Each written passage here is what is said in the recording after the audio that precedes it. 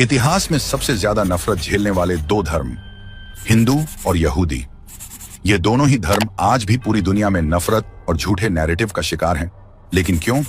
हिंदू और यहूदी दोनों ही दुनिया के सबसे पुराने धर्म हैं और दोनों पर ही इतिहास में अनगिनत प्रहार हुए। 56 ईसा पूर्व से 1948 तक यहूदियों को कभी बेबीलोन, कभी रोम, तो कभी यूरोप ने रौंदा। दूसरे विश्व युद्ध में जर्मनी में हिटलर ने होलोकॉस्ट करके 60 लाख यहूदियों का नरसंहार किया। 1000 ईस्वी में मोहम्मद गजनवी से शुरू हुआ हिंदुओं पर आक्रमण, फिर कभी मुगल, तो 1947 तक ब्रिटिश ने कुचला। यहूदियों के साथ नाजी होलोकॉस्ट हुआ, उनकी नस्लें ही खत्म करने की कोशिश की गई, मंदिर तोड़े गए। तो वहीं हिंदुओं ने धार्मिक यातना से भरा मुगलिया आक्रांता शासन झेला, अपनी संस्कृति, अपने ऐतिहासिक मंदिर उजड़ते हुए देखे। दोनों को एक ही साल के अंतर में आजादी मिली और उन्होंने कॉमन विचारधारा के साथ अपने अपने राष्ट्र का निर्माण किया। दोनों ही देश दुश्मनों से घिरे हुए हैं, यहूदियों का इजराइल अरब देशों से, तो वहीं भारत के अगल बगल वाले देश संवैधानिक रूप से इस्लामिक राष्ट्र हैं। भारत के हिंदू पड़ोसी देश भी चीन के प्रभाव से जकड़े हुए हैं। इतनी प्रताड़ना झेलने के बाद भी इन दोनों धर्मों को एंटी माइनॉरिटी, एंटी सेक्युलर बताया जाता है, जबकि सच ये है कि दोनों ने कभी दूसरों पर अपना धर्म नहीं थोपा। इन दोनों धर्मों का अक्सर उनकी धार्मिक चीजों की वजह से मजाक उड़ाया जाता है। हिंदुओं का कभी तिलक धोती या गौ माता की पूजा को लेकर, तो वहीं यहूदी को भी उनकी धार्मिक प्रैक्टिस, कोशर या धार्मिक मान्यता पर भद्दे मजाक किए जाते हैं। इन पर धर्मांतरण की कोशिश प्राचीन काल से हो रही है। उसकी वजह यह है कि ये दोनों धर्म आक्रांताओं के सामने झुके नहीं, क्रूरता से डरकर अपने धर्म बदले नहीं। ये प्रताड़ना, प्रहार सहकर भी अडिग रहे हैं।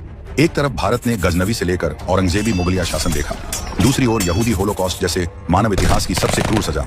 ये सब सहकर यहूदी और हिंदू खत्म नहीं हुए और कुछ लोगों को यही बात चुभती है कि इनकी मान्यता, इनका धर्म अब भी क्यों बरकरार है, और इसी के कारण यहूदी और हिंदुओं के प्रति नफरत और बढ़ी है। आज भी हिंदू और यहूदी को पकड़कर मारा जाता है। कभी अमेरिका में इजराइल एम्बेसी पर अटैक, तो वहीं पाकिस्तान और बांग्लादेश में हिंदुओं पर क्रूरता और धर्मांतरण का दबाव, बावजूद इन्हें ही हिंसक बताया जाता है। पश्चिमी देशों की बड़ी बड़ी यूनिवर्सिटी भी हिंदू यहूदियों को गलत साबित करने का कोई मौका नहीं छोड़ते। हार्वर्ड जैसी यूनिवर्सिटी फिलिस्तीन के पाले हुए आतंकी संगठनों को फ्रीडम फाइटर्स का दर्जा देने की कोशिश करती रहती है, तो इधर भारत में जामिया और जेएनयू जैसी यूनिवर्सिटी में कश्मीरी पंडितों के नरसंहार को प्रोपेगेंडा बताते हैं। इन लोगों को यह विश्वास ही नहीं होता कि कश्मीर पंडित अपने ही घर में प्रताड़ित थे। भारत में जिस खास समुदाय को अल्पसंख्यक कहा जाता है, दरअसल वो दूसरी सबसे बड़ी आबादी है। उनके त्योहारों में चाहे कितने ही खून क्यों न बहे, लेकिन बैन होते हैं हिंदुओं के त्योहार। नफरत की एक सबसे बड़ी वजह है कि अब हिंदू और यहूदी चुप नहीं हैं। सालों से चली रही वो प्रोपेगेंडा की जंजीरों को तोड़कर वो अपने ऊपर हुए प्रताड़ना का हिसाब रख रहे हैं।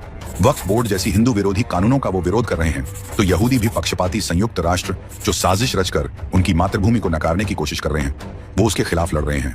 और हिंदू यहूदियों के प्रति नफरत की यही बड़ी वजह है कि हजारों सालों बाद इन लोगों ने अपने धर्म को संजोए रखा हुआ है, कभी सरेंडर नहीं किया। अपना धर्म, अपने संस्कार, अपनी जमीन नहीं छोड़ी। इन्हीं दो आवाजों को आज भी कुचलने की कोशिश हो रही है।